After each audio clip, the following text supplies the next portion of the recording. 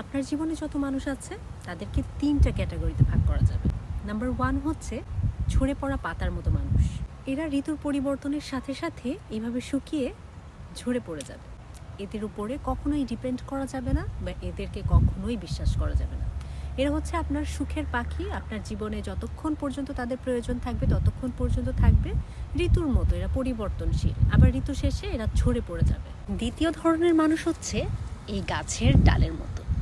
এরা কিছুটা শক্ত থাকে, কিন্তু যখন জীবনে খুব বেশি হার্ডশিপ হয়, সময় খারাপ যায়, তখন দেখবেন এরাও ভেঙে পড়ে গেছে। জীবনে যে সময়টাতে কঠিন সময় আপনি পার করবেন, সাপোর্ট প্রয়োজন, এই ধরনের মানুষকে আর আপনি তখন খুঁজে পাবেন না।